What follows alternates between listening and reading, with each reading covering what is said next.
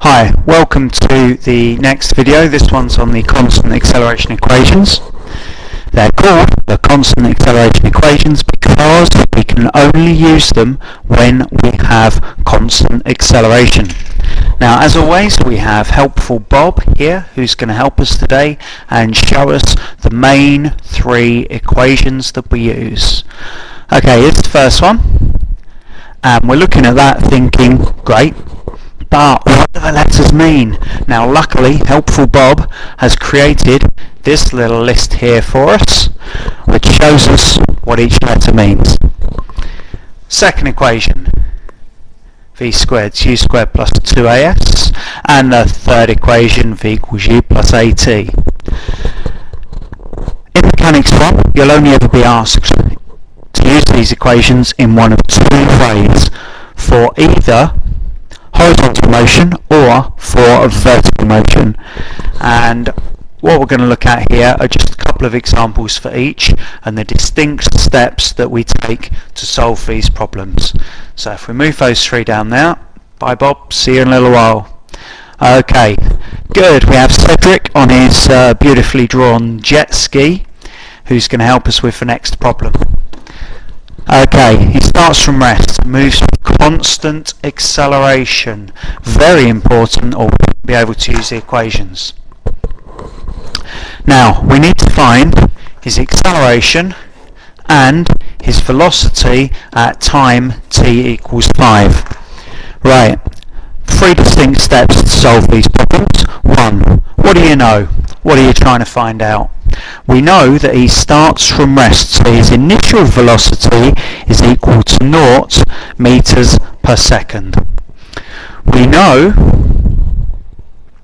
that the time he takes for this journey is 5. The time we're interested is t is 5 seconds. And we also know that the displacement from his starting point is 20 meters. Now, what are we trying to find out? We're trying to find out acceleration and velocity at time t. So, choose the appropriate equation. Well, if we're trying to find acceleration, now looking at the three equations above, first one is no good because it has two of the things we're trying to find. Second one has two of the things we're trying to find. The third one, though, only has one of the things we're trying to find. We know s, we know u, we know t. So let's use that one there. So s equals ut plus a half at squared. We know the displacement is 20 meters. We know the initial velocity is 0, so 0 times t of 5 is 0.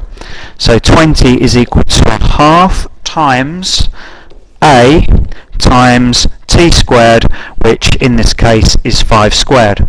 So we solve that and we get the acceleration is equal to 1.6 meters per second. Okay, we now need to find velocity. Now, looking at velocity, I think we can see from these equations we've now found the acceleration, we know the time, we know the initial velocity, so velocity at time t, v equals u plus at, it'd be a beautiful equation to use here. So let me just rewrite it here because it's disappeared from the top. V equals u plus at.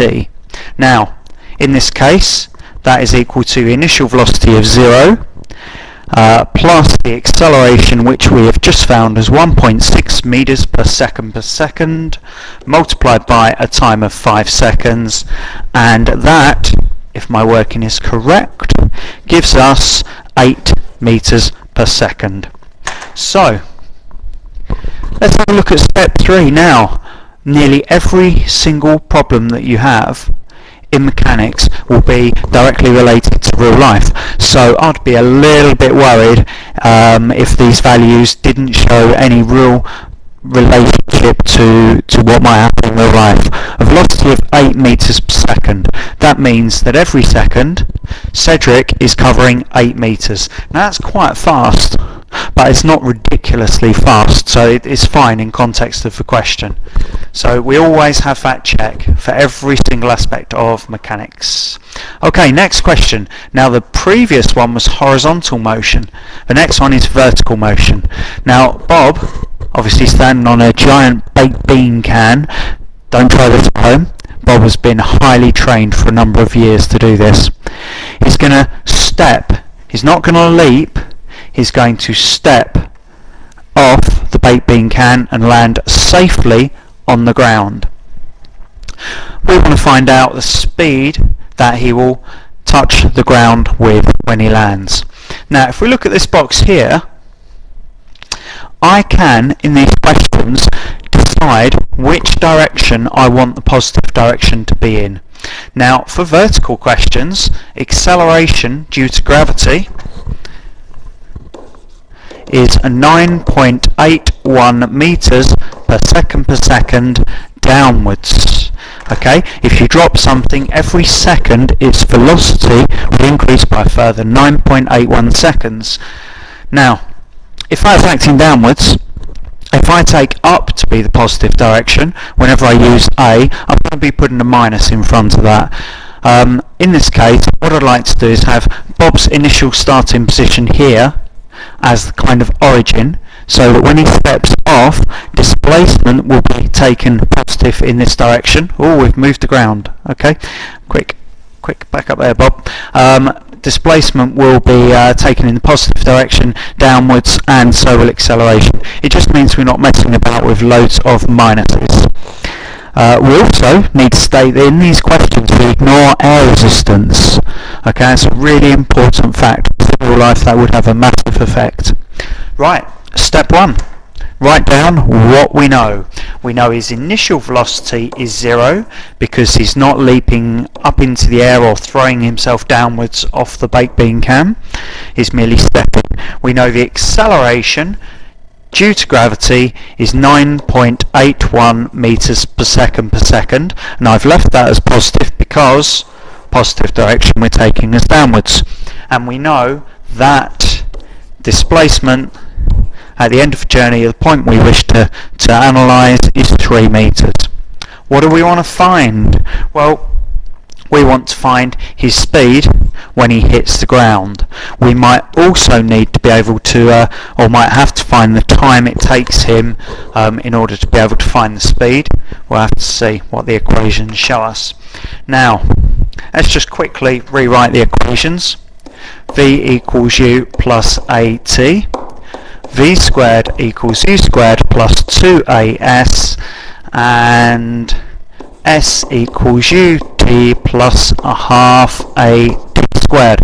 I'll emphasize again, you can only use these for constant acceleration, and you need to know them. Okay, you'll save a lot more time in the exam if you know them, save having to look through a formula book. Right.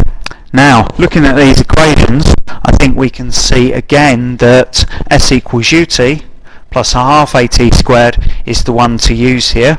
We know S, we know U, we don't know T, but we know A. If we use this, we can find time, which we can then substitute into V equals U plus AT to find the velocity.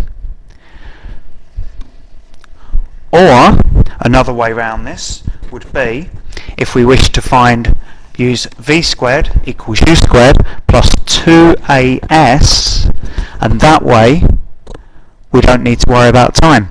We want to find V, we know U, we know A, and we know S. Okay, so where were we? Right, so we know U, S and A. We're trying to find V, so V squared is U squared plus 2AS is the one we're going to use here. So V squared is equal to U squared, which is 0, plus 2 times acceleration due to gravity times displacement of 3. That gives us V squared is equal to 58.86. We square root that to get V equals 7.67 meters per second. There we are. What's step 3? Yes, step 3, we think about, is this of the correct magnitude? So we're saying that if Bob Bob steps off, if Bob steps off a 3 metre high baked bean tin, by the time he hits the ground, he'll be travelling at getting on for 8 metres per second. So every second he's travelling 8 metres. That's quite fast, but I think that's fine. That's within context. Good. So hope it's been of some use. Key points are the equations of constant acceleration. These 3 only used for constant acceleration. You must know them. And you have 2 different directions in mechanic. One you're going to use this for the horizontal, as we saw with Cedric, and the vertical, as we saw with Bob. And you can change where you want to define the positive direction to be, to make the question easier for yourself. Just make that really, really, really clear to the examiner. Okay, thank you for listening.